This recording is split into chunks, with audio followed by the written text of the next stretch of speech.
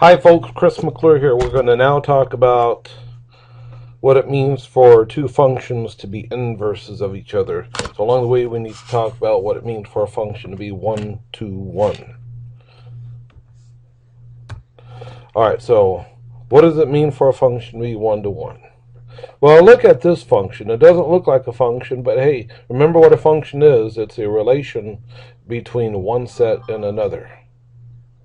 Here we've got the domain, which includes these 5 states, and we've got the range, which are these 5 numbers. And this function has it to where each state is assigned to a unique number.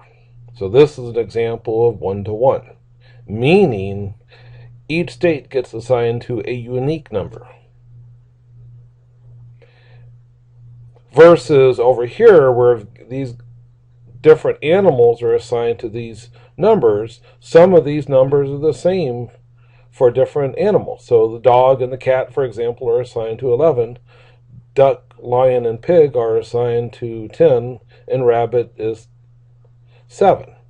So because of the fact that we've got 2 or more elements of the domain being assigned to the same element in the range, we have a function that is not 1 to 1 in the second example right here. Here's a formal definition for 1 to 1-ness of a function. I'll let you read that.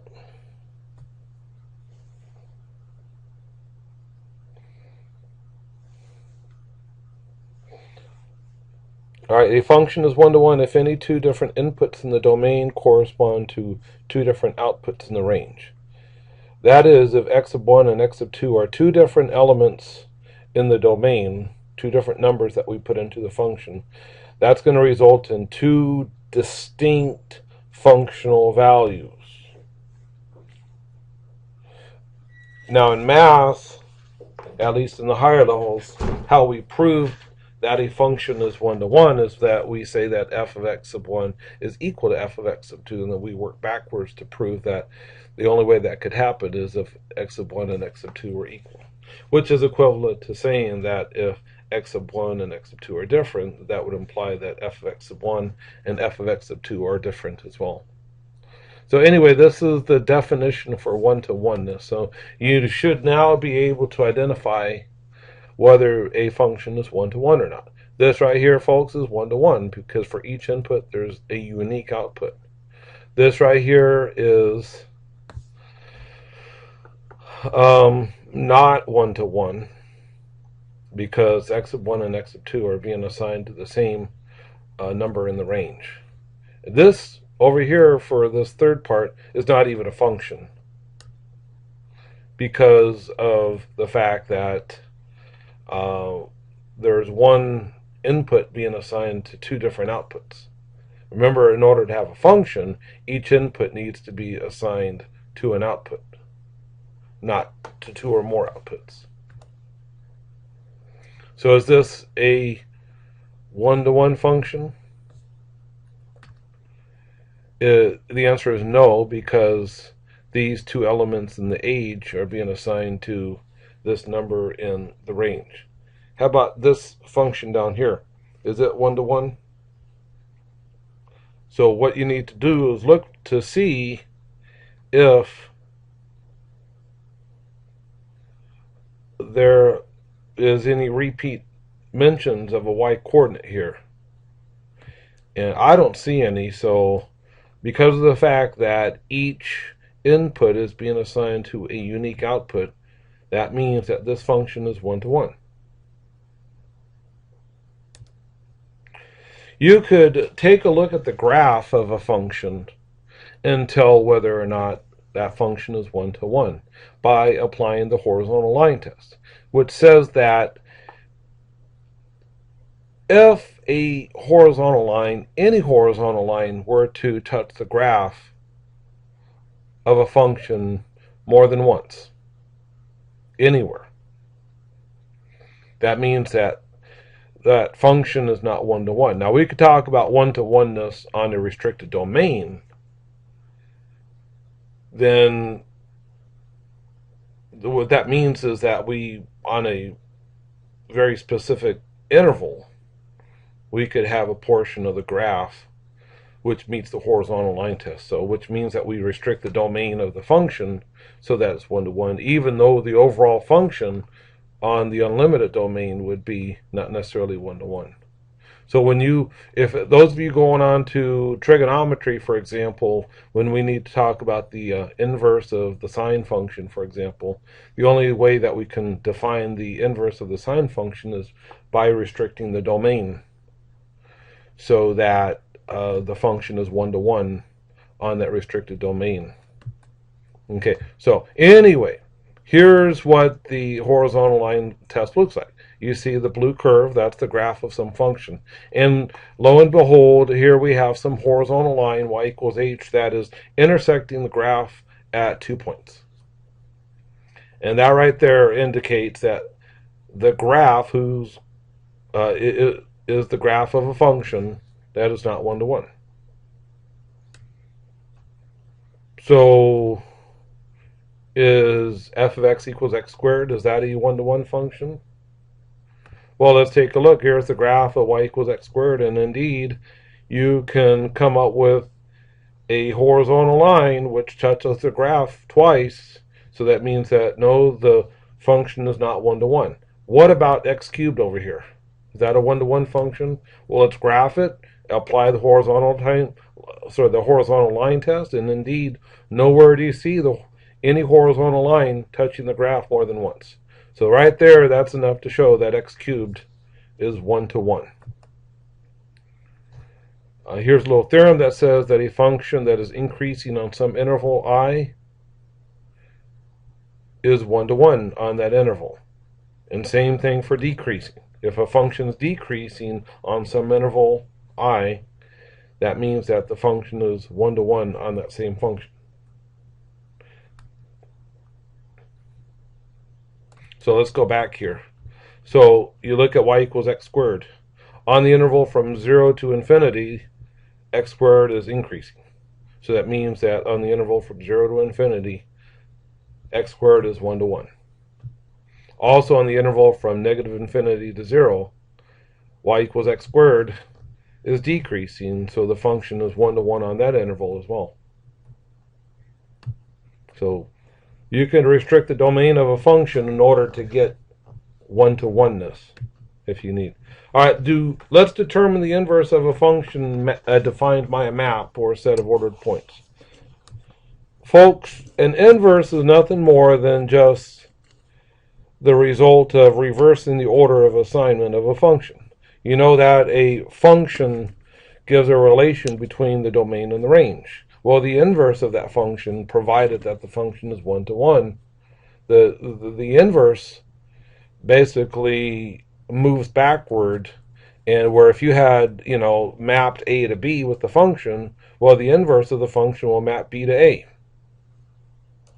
It'll plot it backwards. So remember our 5 states being assigned to these different population numbers, and this was a one-to-one. And Indiana was assigned to 6.2, and Washington was assigned to 6.1, and so forth. Well, with the inverse of this function, each population will be assigned to a state. Okay? That's all it does. It just goes in the opposite direction. If you needed to answer the question, what is the domain of the inverse function? Well, look, the domain of the inverse function is going to be the range of the original function, and vice versa. So you look at the range of the original function, which is this guy right here, these populations. Well, that will be the domain of the inverse function. So here's the domain of the inverse function, which is these populations. Then the range of the inverse function is the domain of the original function, which is the states.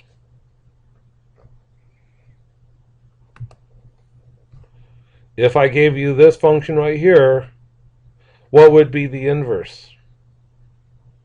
And what would be the domain and range of the inverse? Well, look, let's identify the domain first. The domain of the regular function is negative 5, 3, 0, 2, 7. And so the range would be 1, 3, 0, negative 4, negative 8. What is the inverse of this function? Well, look, the inverse of this function will be gotten just by reversing the order of each of the points. So if negative 5, 1 is a point in the original function, then 1, negative 5 is a point in the inverse function. Let's see over here, 2, negative 4 is a point in the original function. Well, swap the order of those two numbers, and negative 4, 2 is a point in the inverse, etc. So you just swap the order of the x and y coordinates of the points from the original function to define the inverse function. We earlier found the domain of the regular function. Well, the domain of the regular function is the range of the inverse. And the range of the original function is the domain. Sorry, the domain of the regular function is going to be the range of the inverse function, and vice versa. So the domain of the one is the range of the other.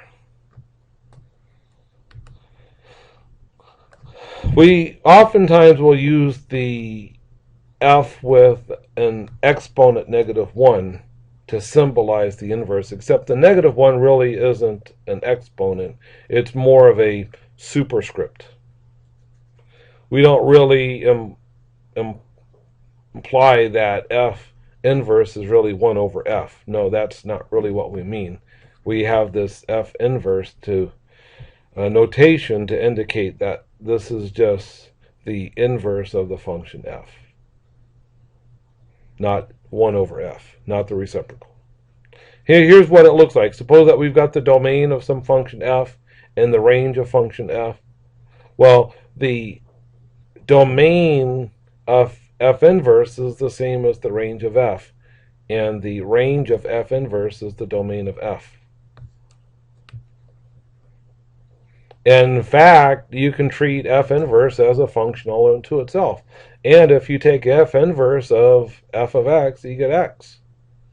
And if you take f inverse of x, and then take f of f inverse of x, you get x. So f inverse of f of x is x. F of f inverse of x is equal to x.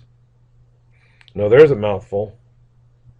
We just need to make sure that the domains, when we do these compositions, are restricted appropriately, so that you have an appropriate definition. You're not taking square roots of negative numbers or dividing by 0, for example. Otherwise, hey, inverse of a function,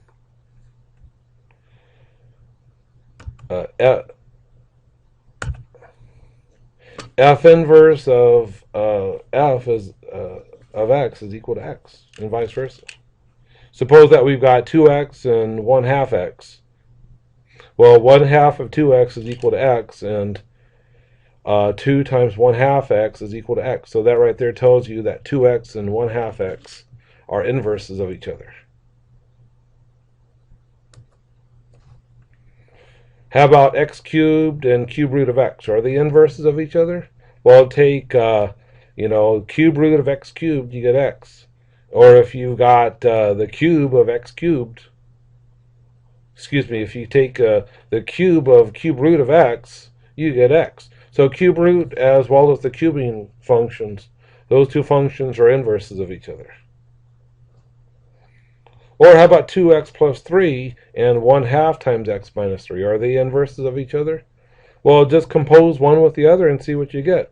Now, if you want to take f of f inverse, we'll skip down here, f of f inverse, well, f inverse is 1/2 times x minus 3. And so in the f function, just replace x by 1/2 times x minus 3, like you see here. multiply through, simplify, and that works out to be x. And also f inverse of f of x. Well, here's f inverse of x, but replace x here by 2x plus 3. Multiply out, simplify, and that works out to be x as well. So you can prove that f inverse of f of x is equal to x, and f inverse of x is equal to x, and that right there is enough to show that the two functions are inverses of each other. Well, if I give you a function, how can you calculate the inverse of it? Well, by the way, before we press any forward, make sure that when you're dealing with f of x that you don't let x be equal to negative 5. And when you're dealing with f inverse of x, make sure that you don't let x be equal to 0. Alright, so you could do the composition to verify that these two functions are inverses of each other, just like you see there. F inverse of f of x, well, here's f inverse. Replace x by 3 over x plus 5, and now you have a compound fraction, and you just go through and simplify. Maybe multiply top and bottom of this fraction right here by x plus 5, like you see here. Simplify, collect like terms, etc. And indeed, f inverse of f of x is equal to x. And also note that f of f inverse of x is equal to 3 over x minus 5 plus 5. And you end up with x as well, provided that you're not letting x be equal to 0 in this case. So again, how do you find the inverse of a function? Well, what we're going to see here in a few minutes is just you replace x by y by x, and solve for y. It's really what it comes down to. So we're going to take a look at the graphs of inverse functions. Now, remember when a few minutes ago we saw that if you know coordinate points for a function, and then to define the inverse, then all you need to do is just swap the orders of those coordinates. Well, so meaning if a comma b is in the function, then b comma a is in the inverse. Well, that's what we're going to do here by looking at the graph.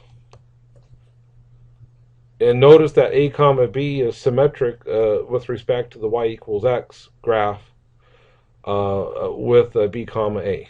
So, for example, if 1 comma 2 is in the function, then 2 comma 1 will be in the graph of the inverse, and that those 2 points are symmetrically distant with respect to y equals x. And in fact, if you see the graph of f, then the graph of f inverse will be basically revolved about the line y equals x. It will be the mirror image of it. So here's kind of the picture of what I'm just trying to show you here. Here you got the graph y equals f of x with various points on the graph of y equals f of x.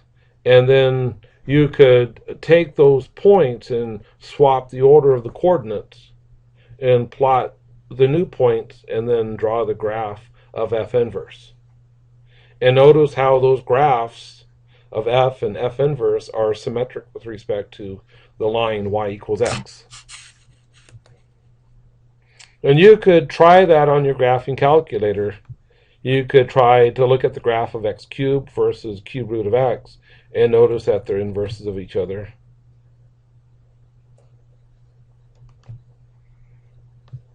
So here we've got the graph of y equals x cubed versus cube root of x, and notice that they're symmetric with respect to the line y equals x, as well as any other pair of functions with inverses.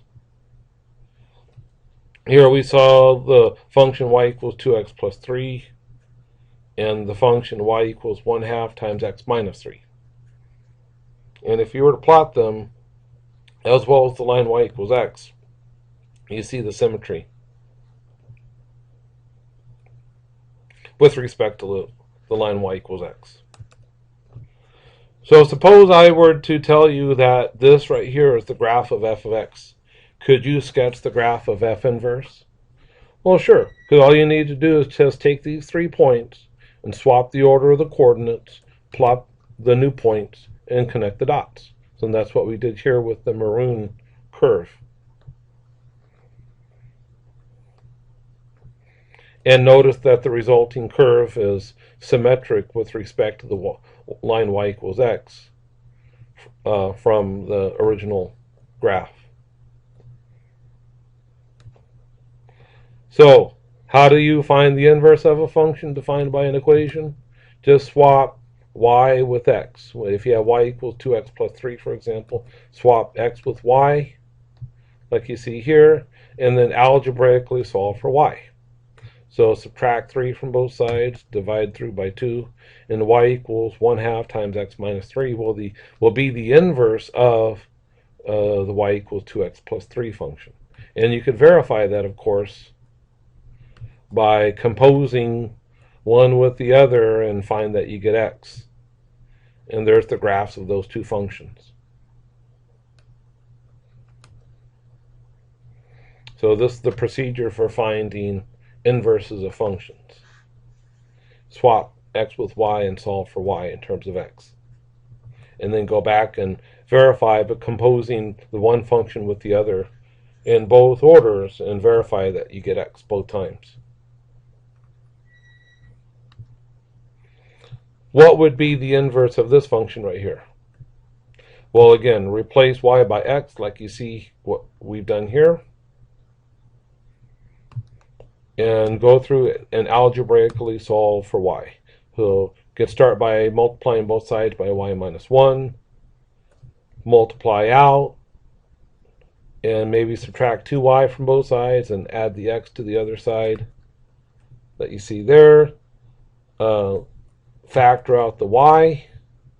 And then divide both sides by x minus 2. So x plus 1 over x minus 2 would be the inverse function of the original function, which was 2x plus 1 over x minus 1. And indeed, you can, compose this function with the original function and verify that you get x, like you see here. We could do the composition in one direction and verify that we get x. It's a little bit of messy algebra, but it's entirely possible. And then we can do the composition in the other direction and again verify that we end up with x. Again, restricting the domain so that we are not dividing by 0. The reason that we're restricting the domain at 1 here is from within the function itself. See right there? We don't want x to be equal to 1 because otherwise this input function would not be defined there or there. And same restriction over here with x equals 2 not being allowed. Otherwise, you can go ahead and proceed to simplify and verify that you get x in both cases. Which right there, that's enough to prove that the two functions really are inverses of each other. One of the interesting things, amongst the many other interesting things about functions with their inverses, is that their horizontal and vertical asymptotes flip-flop. So a horizontal asymptote for the one function will be the vertical asymptote for the other. Notice, for example, for the original function 2x plus 1 over x minus 1, that you have a vertical asymptote at x equals 1. Well, notice that for the inverse function, that the horizontal asymptote is 1. Notice for the original function that you had a horizontal asymptote of y equals 2. And lo and behold, for the inverse function, you have a vertical asymptote at x equals 2. So the asymptotes flip-flop. The horizontal asymptotes for the one function will be the vertical asymptotes for the inverse, and vice versa. So can we find the inverse of the function y equals x squared?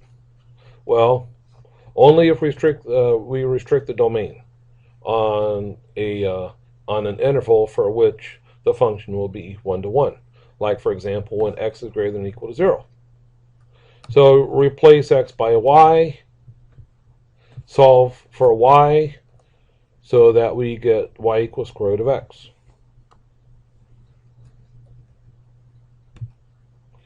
And indeed, you get square root of x squared is equal to x, and the square of the square root of x is equal to x as well. So those two functions really are inverses of each other.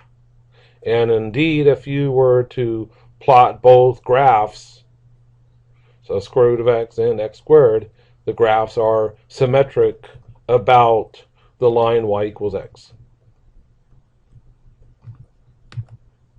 So here's a summary of what we talked about here.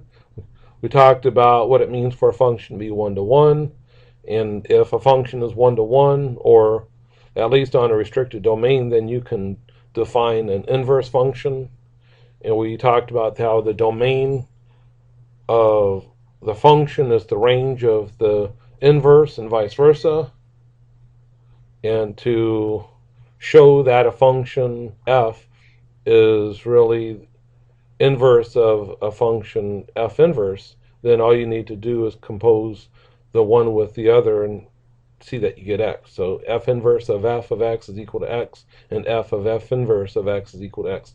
You just need to show that both of these equations are true, and that right there is enough to show that the two functions are inverses of each other. And we also saw how the graphs of a function and its inverse are symmetric about the line y equals x. Okay, so that's it for now. We're headed toward looking at exponential and logarithm functions. So today we talked about inverse functions out of section 6.2. I'm hoping to finish up with section 6.5 on Monday. I have written your final exam, and I'll be sending that out to your respective testing centers and your proctors starting Friday. And you'll need to get your test done hopefully by August 1st, okay? But you're still going to have some homework, and I'm making all of this recent homework due on August 1st as well. I need to have grades turned in by the following Friday, August 2nd. So that's why I want everything done by August 1st. Okay, so that's it for today's lecture, and we'll talk with you tomorrow. Take care.